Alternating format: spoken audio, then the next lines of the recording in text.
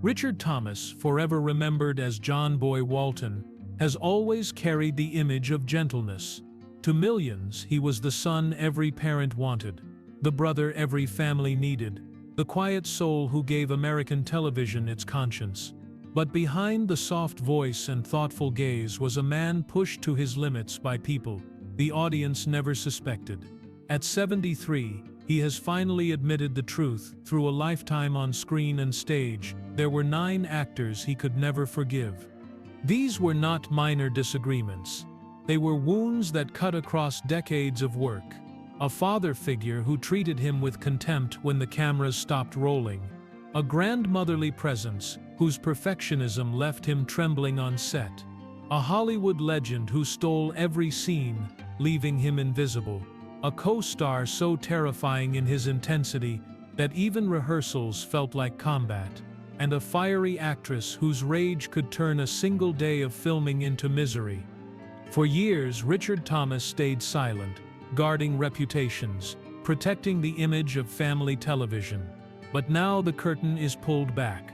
What really happened between John-Boy Walton and the people who stood beside him? Which legends left scars on his career? And why does Richard even today still call them the 9 actors he hated working with the most? Number 1. Ralph Waite. To millions of viewers, Ralph Waite was the steady father of the Waltons. His chemistry with Richard Thomas defined the show's heart, but what audiences never saw was the strain beneath the surface. Waite was older, world-weary, and carried frustrations about being typecast as a rural patriarch. Thomas, still young and carrying the series on his shoulders, represented everything Waite both admired and resented. Their dynamic mirrored father and son, but off-screen it became a tug-of-war. Waite could be tough on his castmates. He believed pressure built better performances, and his gruff style often left Thomas feeling tested rather than supported. There were times when encouragement gave way to sharp remarks, or silence that cut just as deeply. For a young actor trying to prove himself, those moments left lasting impressions. Part of the conflict came from the scripts themselves. Producers leaned heavily on John-Boy, turning Thomas into the show's anchor. Waite longed for more balance, for the family as a whole to share the weight. The tension between personal ambition and creative vision created an undercurrent the audience could sense but never fully understood. Despite the clashes, there was mutual respect. Waite valued Thomas's dedication, and Thomas recognized Waite's power as an actor. Yet that respect didn't erase the wounds of competing egos. Behind the wholesome facade of the Waltons, Richard Thomas learned one of his hardest lessons: even family, on screen or off, could hurt the most. And as he discovered, Waite wasn't the only family member capable of leaving scars. The grandmother of Walton's Mountain had her own way of testing Thomas's patience. Ellen Corby. Ellen Corby, who played Grandma Walton, was beloved by audiences for her stern but loving presence. She gave the family its moral backbone, a reminder of old-world values that could not be shaken. But on set, Corby's perfectionism made her one of the most demanding people Richard Thomas ever worked with. Corby had built her career through decades of hard work in Hollywood, often playing secondary characters before finally being recognized on the Waltons. By the time the show became a hit, she was determined to protect its quality. Every line mattered to her, every gesture needed to be precise. That commitment sometimes crossed into impatience, especially with younger cast members still learning the rhythms of television production. For Thomas, the pressure was relentless. Corby corrected details no one else noticed: eye contact, timing, even how a sentence ended. When he faltered, her sharp looks cut deeper than words. While Waite's clashes were rooted in ego and authority, Corby's came from discipline and control. She held everyone to her standard, and for Thomas, already carrying enormous responsibility, it sometimes felt suffocating. Yet the tension between them produced unforgettable results. Scenes where Grandma scolded John-Boy carried an authenticity, born from the very real scrutiny Thomas felt. What audiences read as tenderness beneath Corby's strictness was, at times, the young actor struggling to meet her expectations. The clash between them was not cruel. It was the collision of youth and experience, of a woman who had clawed her way through Hollywood's indifference, and a young man suddenly thrust into the spotlight. For Thomas, it was another reminder that success always came at a cost. And if working under Corby's watchful eye seemed daunting, the challenge only grew when he faced a star whose reputation towered over everyone on that set, an actress who had already conquered Hollywood long before the Waltons even began. Patricia Neal. Before the Waltons became a weekly staple, it began with a holiday film, The Homecoming. In that story, Patricia Neal played the original Olivia Walton. Her performance was magnetic, commanding, raw, and layered with the pain of a mother struggling through hard times. For viewers, she became the foundation on which the series would be built. For Richard Thomas, however, working alongside her was an experience filled with intimidation rather than comfort. Neal was already a legend by the time Thomas joined her on set.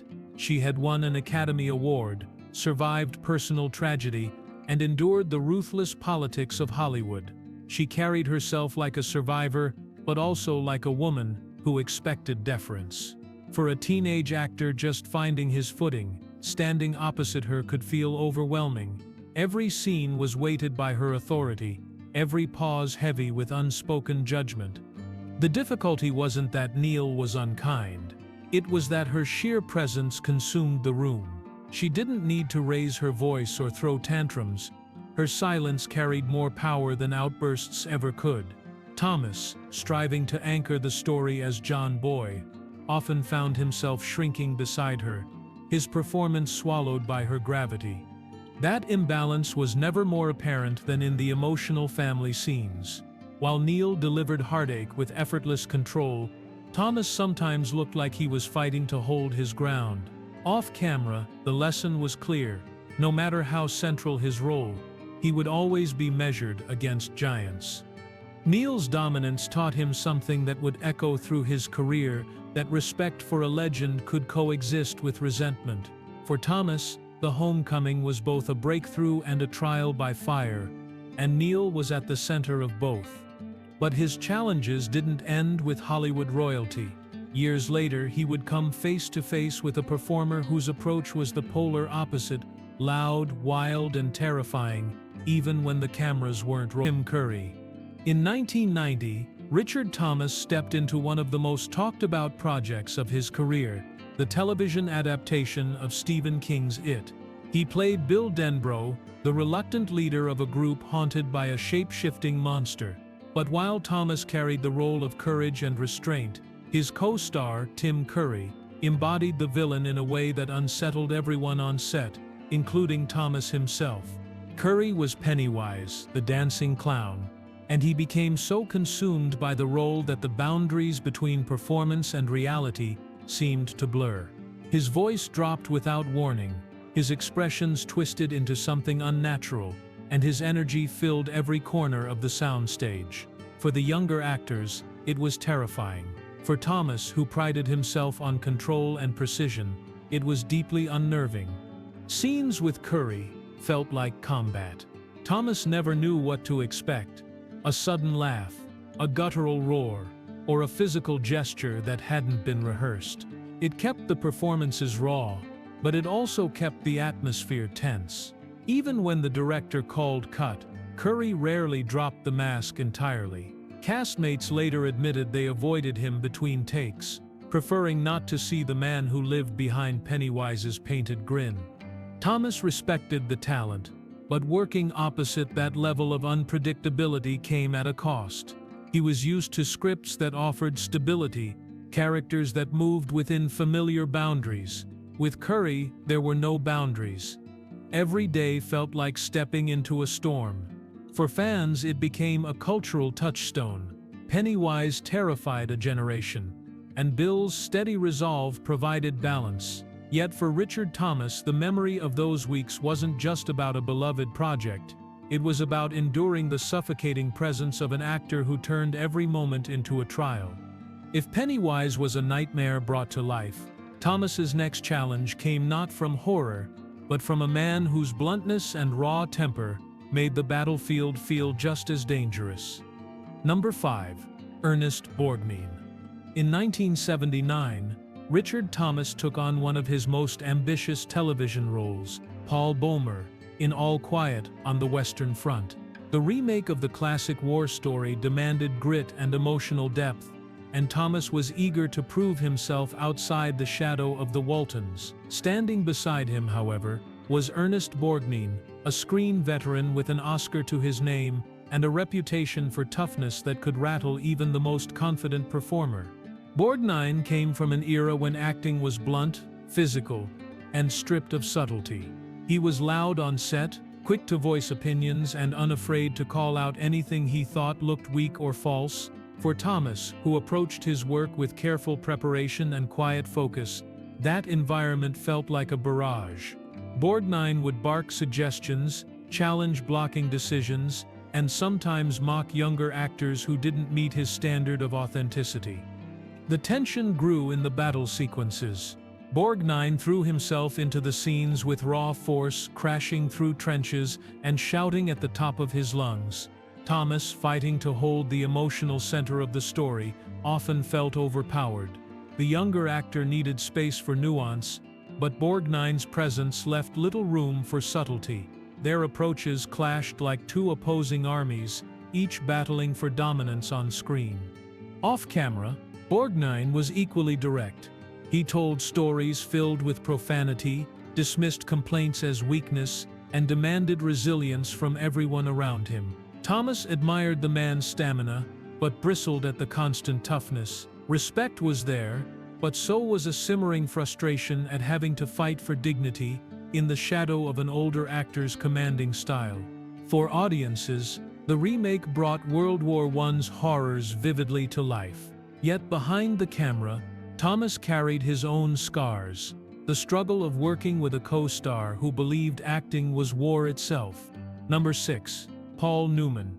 Before Richard Thomas became John-Boy, he was a young actor searching for his place in Hollywood. In 1969, he appeared in Winning, a film about race car driving that starred Paul Newman. For Thomas, it was a chance to work in a major production and prove he could hold his own. Instead, it became an early lesson in how difficult it was to share the screen with a legend.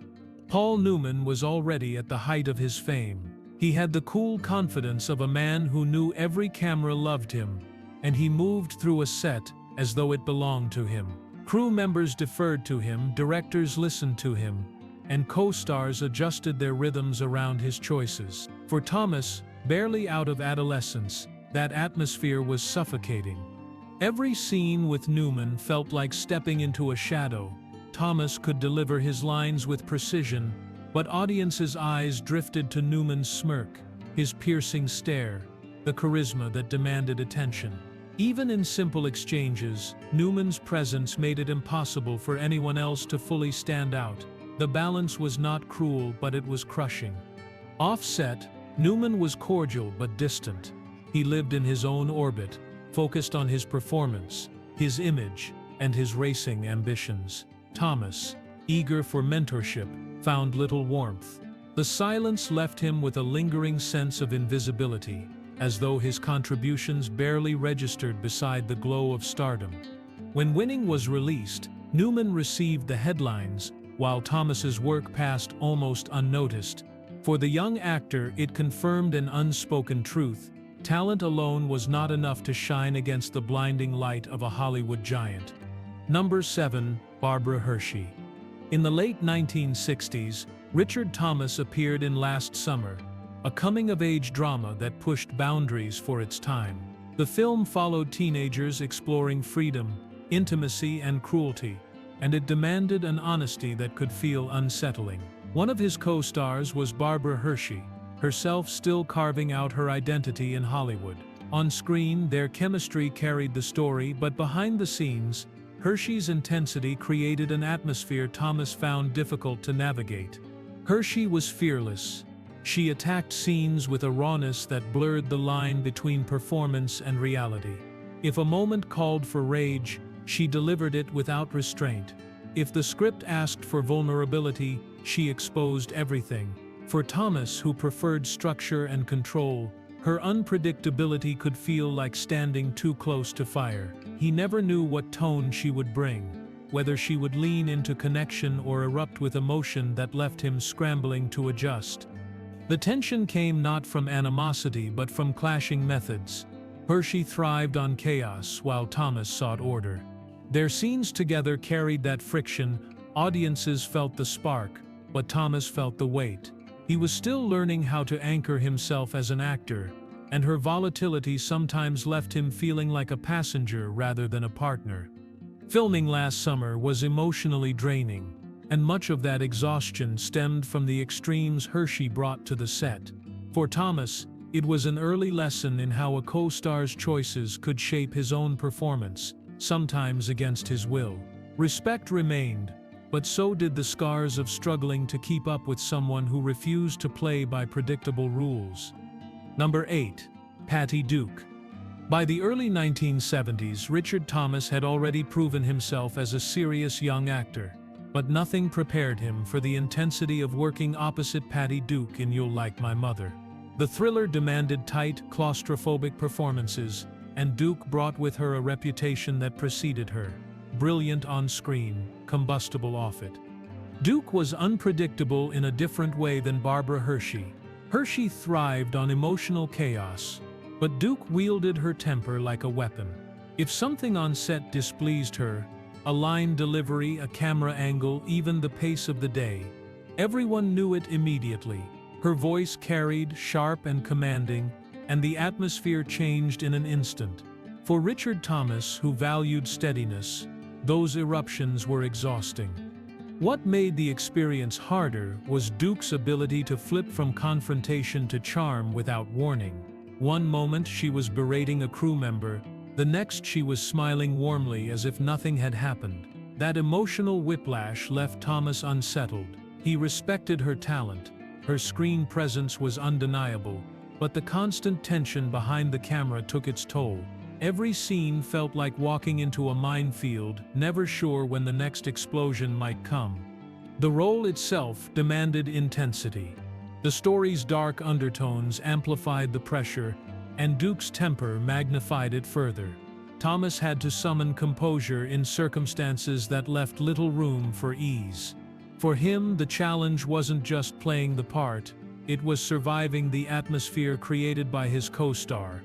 Audiences who watched You'll Like My Mother saw gripping suspense, but they never saw the off-screen battles that forged it. For Thomas, it became a memory etched in sharp edges, one of the few times when admiration for a colleague was inseparable from dread. Number 9. John Ritter. Before he became a household name on Three's Company, John Ritter made guest appearances on The Waltons. He played Reverend Matthew Fordwick, a well-meaning but often awkward clergyman, whose presence brought humor and charm to the otherwise serious tone of the series. For viewers, those episodes added levity. For Richard Thomas, however, Ritter's arrival created a different kind of tension, one rooted not in conflict but in contrast. Ritter had a natural comedic spark that drew attention without effort. He could steal a moment with a look, a stumble, or an offhand line, and audiences loved it. That magnetism was undeniable, but for Thomas, it posed a challenge. He had built John-Boy as the emotional anchor of the show, a steady voice guiding the story. Ritter's energy disrupted that balance, pulling focus in ways Thomas hadn't anticipated. The contrast between them was stark. Thomas was deliberate, measured, careful with every beat. Ritter was loose, spontaneous, and often unpredictable in his timing. On screen, that dynamic created lively interactions, but behind the scenes, Thomas worried about being overshadowed. The fear wasn't personal resentment. He admired Ritter's talent, but the realization that even a guest star could alter the rhythm of a show so closely tied to his identity. It didn't help that Ritter's personality off-camera was much the same. Warm, mischievous, always quick with a joke, he became a favorite among the cast and crew. That affection only heightened Thomas's sense of displacement. In a family drama built on stability, Ritter's whirlwind presence was both a delight and a disruption. For Thomas, the experience was a reminder that danger didn't always come from temper or authority. Sometimes it came from sheer charisma, the kind that could make even a leading man question his place. Conclusion. Looking back over Richard Thomas's career, it's striking how often his greatest challenges came not from scripts or long hours, but from the people standing beside him. Each co-star left a different kind of mark. Ralph Waite tested his resolve as a young man learning to carry a series. Ellen Corby reminded him how unforgiving precision could be. Patricia Neal showed him what it felt like to be dwarfed by sheer presence. Tim Curry revealed the disorienting weight of unrestrained intensity. Ernest Borgnine forced him to endure bluntness that bruised as much as it taught. Paul Newman demonstrated how easy it was to vanish in another's shadow. Barbara Hershey brought chaos that burned hot. Patty Duke turned temper into an unpredictable storm, and John Ritter proved that even laughter could unsettle when it took the spotlight away. For Thomas, these experiences were never just about frustration. They were lessons, sometimes bitter, sometimes humiliating, that shaped the actor he became. The truth is that he didn't walk away from these encounters unchanged. He carried the bruises of being overshadowed, the strain of working under relentless discipline, and the exhaustion of surviving tempers and storms. Yet he also carried resilience. He found ways to hold steady when others shook the ground beneath him. Audiences never saw these battles. They saw John-Boy Walton, the earnest writer, with ink-stained hands. They saw Bill Denbrough, the steady leader facing horror. They saw the quiet strength that seemed effortless. But behind that calm exterior was a man who had weathered trial after trial from colleagues, whose power, personality, or presence threatened to break him. At 73, Richard Thomas no longer needs to protect the illusions of his past. He can admit that not every co-star was easy, that admiration often came with resentment, and that even the warmest sets carried their share of tension. The fact that he names these 9 as the hardest to work with does not diminish their talent. It reveals the cost of working in a business built on egos as much as on art. In the end, his story isn't one of bitterness, but of survival. Richard Thomas endured, adapted, and built a career that still commands respect. And perhaps that is the final lesson in Hollywood. Even the actors you hate become part of the legacy that defines you. For more emotional stories, check out this video.